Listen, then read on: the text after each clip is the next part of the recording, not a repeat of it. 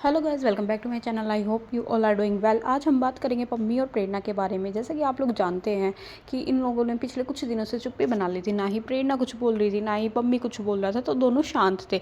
लेकिन फिर कुछ टाइम के बाद ये चुप्पी टूटती है जब इंस्टा पे कल प्रेरणा एक स्टोरी पोस्ट कर देती है।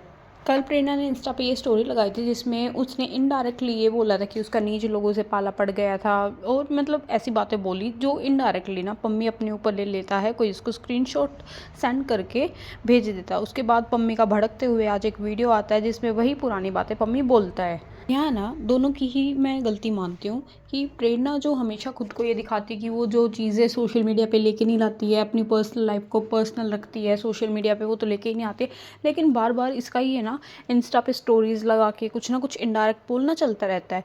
वहीं दूसरी तरफ पम्मी भी ऐसा करता है। लेकिन अब प्रेरणा ने अगर कोई स्टोरी लगा दी थी तो उस पर ऐसे ओवर रिएक्ट करना कि एक स्टोरी के बदले तुमने पूरा का पूरा व्लॉग बना दिया। भाई, तुम खुद भी तो स्टोरी लगाते हो ना, आए दिन तुम ऐसे ऐसे स्टेटस शेयर करते रहते हो। दूसरी बात, जो तुम हर बार अपनी ऑडियंस को बोलते हो वक्त आने पे बताऊंगा, ये हो गया, तू कैसी थी, तू सबको पता है, बताऊंगा, तेरे घर वालों के भेद खोलूंगा, अभी दूसरे बच्चे भी है, वही घिसी पेटी बातें ना तुम अपनी वीडियोस में बहुत बार बोल चुके हो।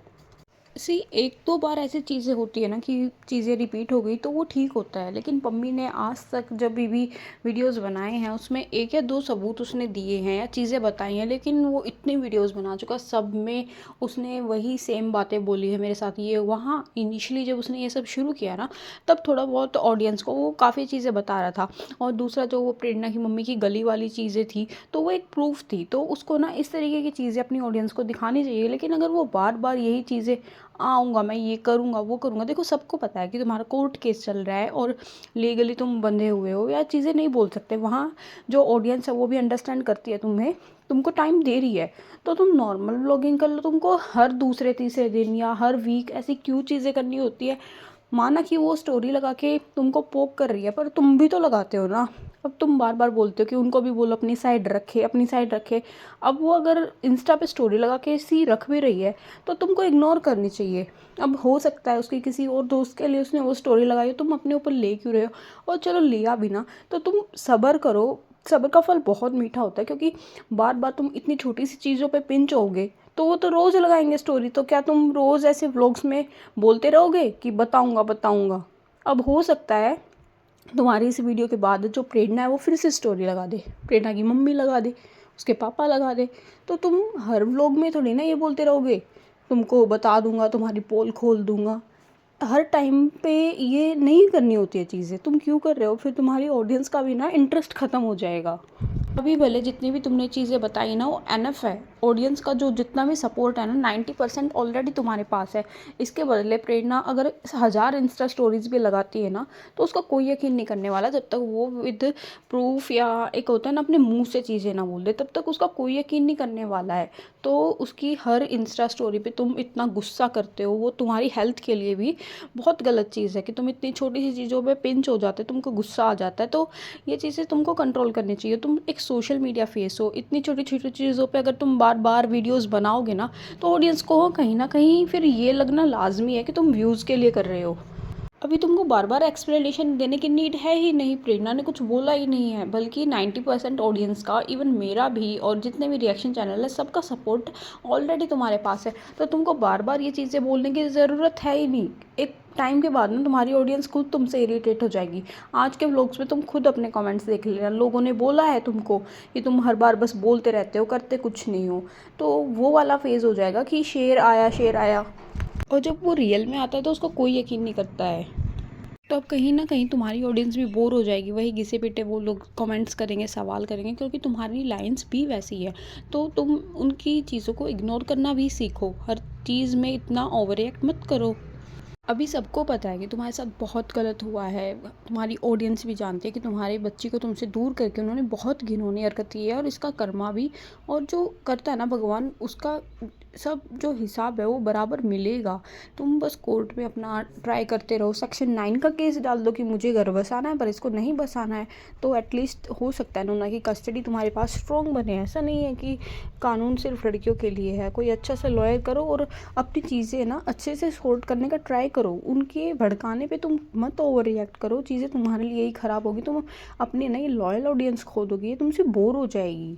पम्मी भाई देखो, तुमको एक्सप्लेनेशन देने की नीड है ही नहीं। हमको समझ में आता है कि है वो निहायत ही ढीठ किस्म की और ज़िद्दी किस्म की औरत है, जो तुम्हारे इमोशंस को बार बार यूज़ करती है और तुम होने देते हो, तो उसमें तुम्हारी भी गलती है। फिर हमको तो यही लगता है कि तुम व्यूज़ के लिए कर रहे हो, क्योंकि तुम बार बार वही चीज़ें रिपीट करते हो। हम वेट करने को रेडी है, जब तुम्हारी चीज़ें लीगली हो जाए तब बोलना, पर उससे पहले मत करो इतना।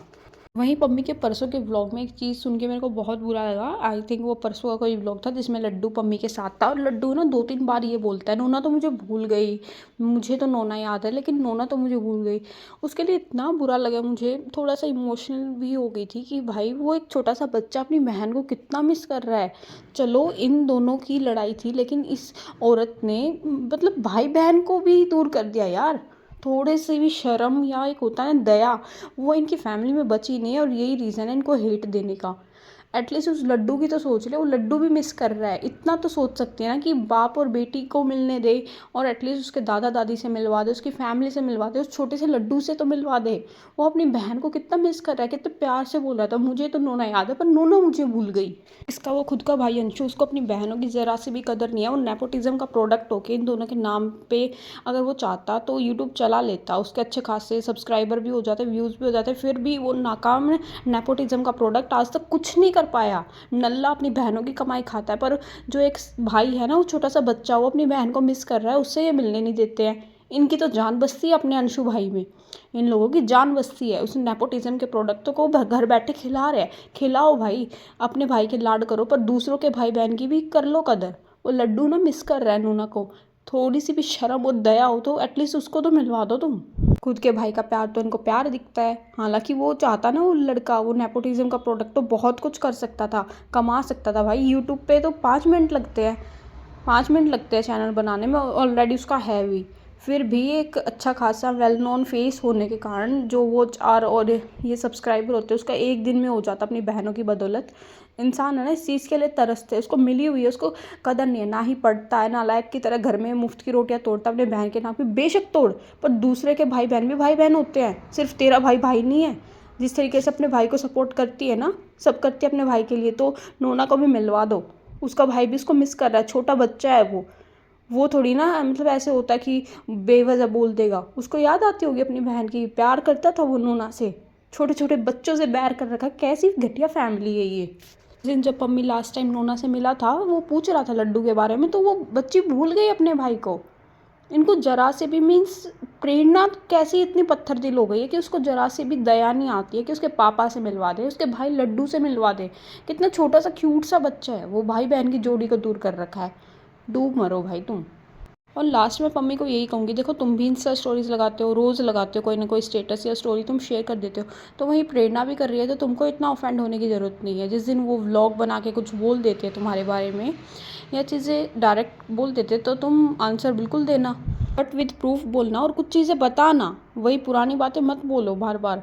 एक ऑडियंस होने के नाते मैं भी बोर हो गई हूँ, और आज अपने कमेंट्स देख लेना, ऑडियंस भी बोर हो गई है। अब कहीं ना कहीं बस ये लग रहा है कि तुम बस क्लिक बेट करते हो कि ऐसा टाइटल और थंबनेल लगा के व्यूज़ आ जाएंगे, और ये सब व्यूज़ के लिए हो रहा है। अब ये लग रहा है, टू बी ऑनेस्ट, चाहे तुमको बुरा लगे भाई या अच्छा लगे, तो एक ऑडियंस होने के नाते यही सजेस्ट करूँगी कि अगर तुमको ये बैलेंस बनाए रखना है ना, तो मत करा करो ये, क्योंकि फिर ऑडियंस बोर हो जाएगी। तो तुम जब सच में भी कुछ बोलोगे ना, तो लोगों को लगेगा कि ऐसे ही कुछ होगा, दिमाग ख़राब करने को, नहीं आएंगे व्यूज़, नहीं करेंगे कोई सपोर्ट।